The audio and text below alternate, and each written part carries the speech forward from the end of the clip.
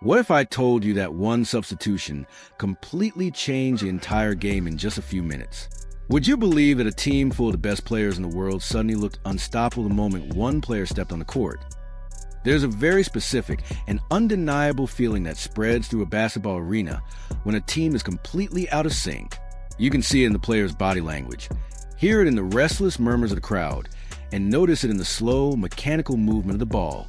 For the first 3 minutes of Team USA's matchup against Italy, that exact feeling hung over the court like a heavy fog.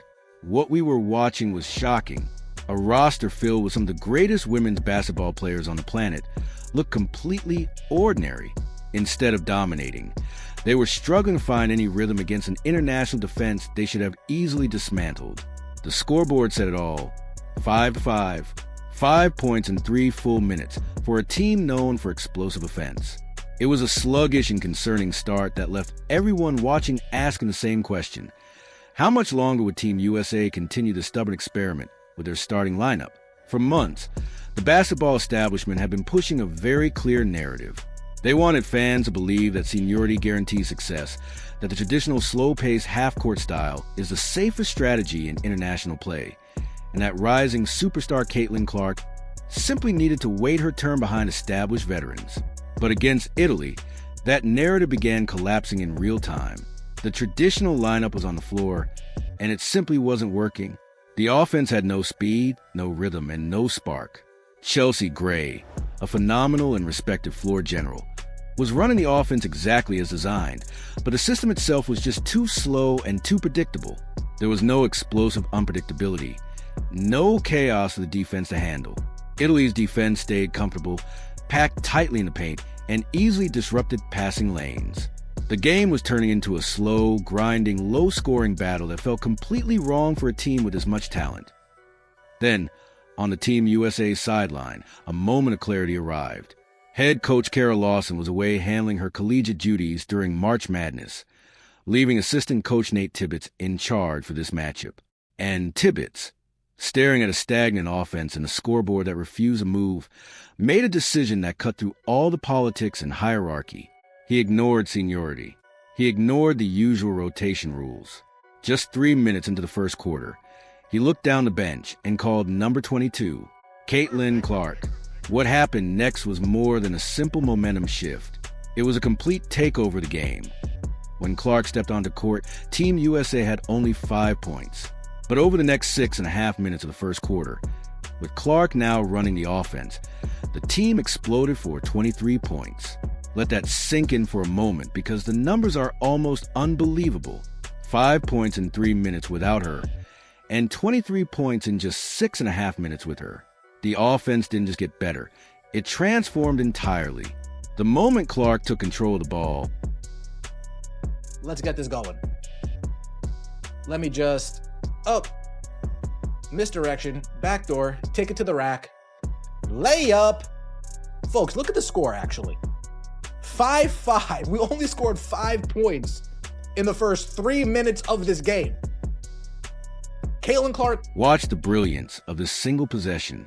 This is a perfect example of what it means when people say that one player can completely change the operating system of an offense.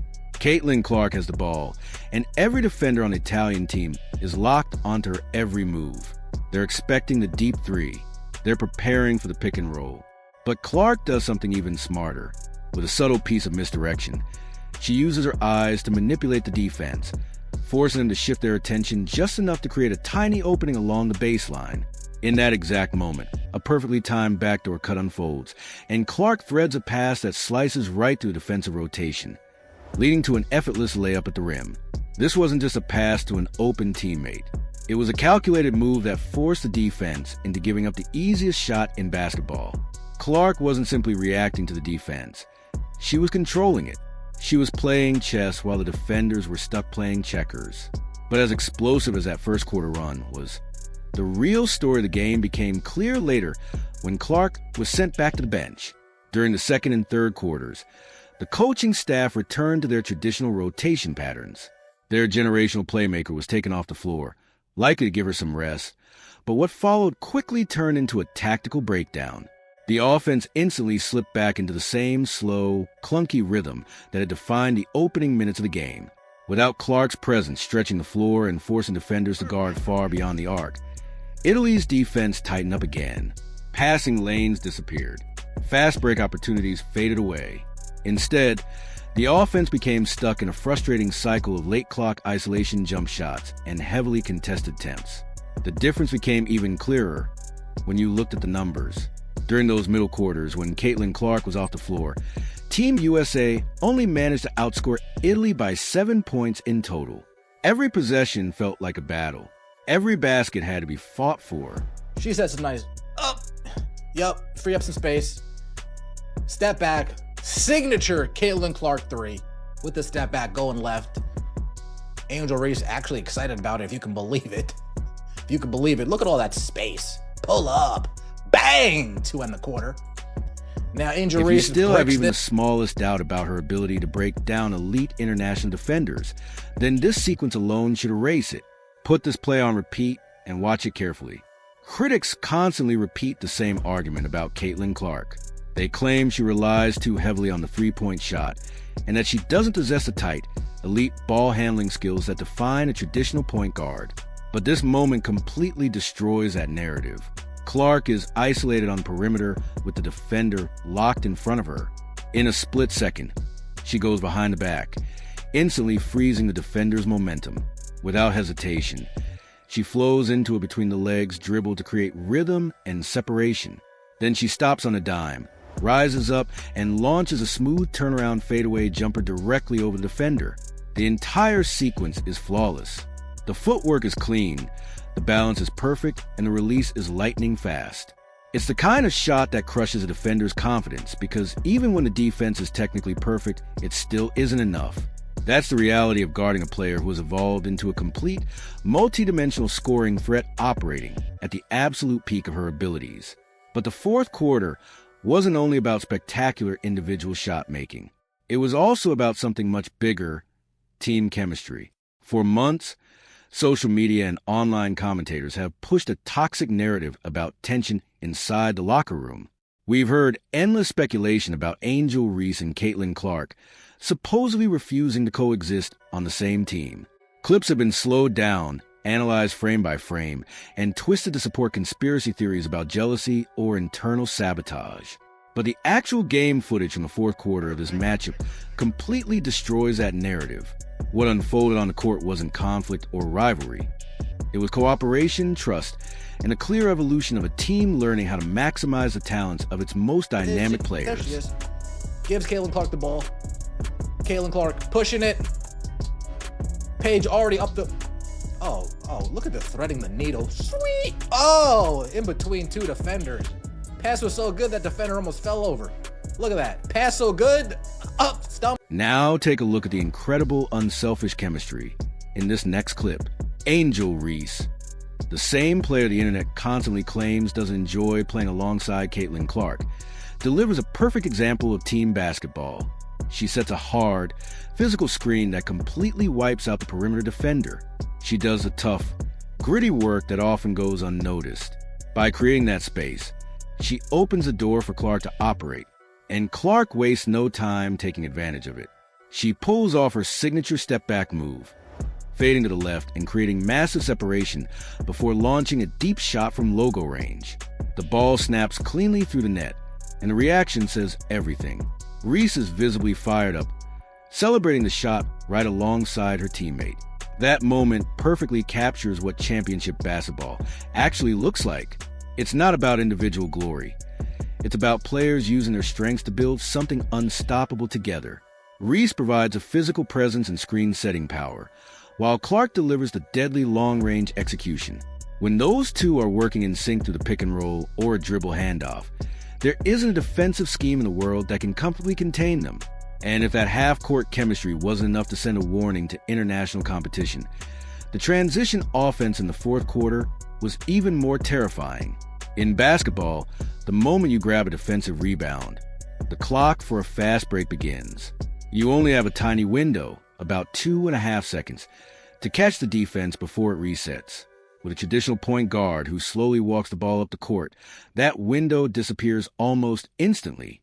But when you have a player like Caitlin Clark, whose natural instinct is to push the pace at full speed, the fast break becomes a devastating weapon. On one possession, Kiki Irifen fights through heavy traffic to secure a huge defensive rebound. But what she does next is the real key to the play. Instead of dribbling the ball herself or trying to create something on her own, she immediately finds Clark with a textbook outlet pass. The moment the ball touches Clark's hands, the Italian defense is already in trouble. Paige Buchers, displaying elite basketball IQ, instantly recognizes the opportunity and takes off sprinting down the floor. What happens next is pure basketball magic. Clark pushes the ball at breakneck speed while reading the retreating defense in real time.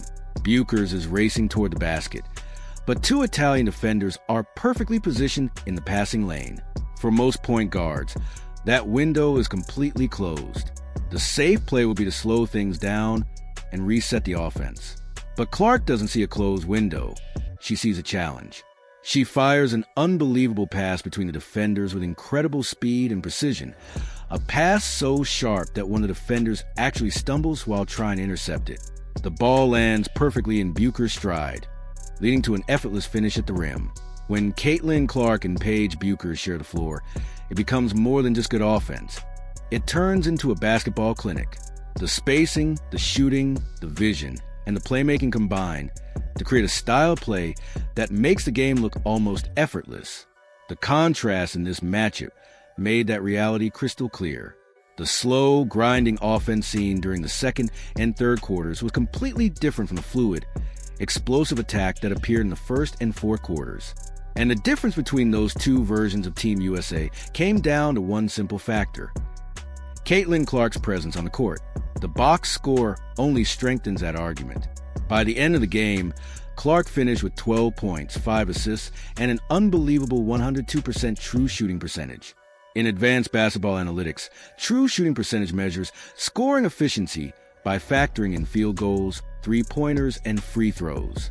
Posting a 102% true shooting rate means a player was operating at an almost mathematically perfect level of efficiency.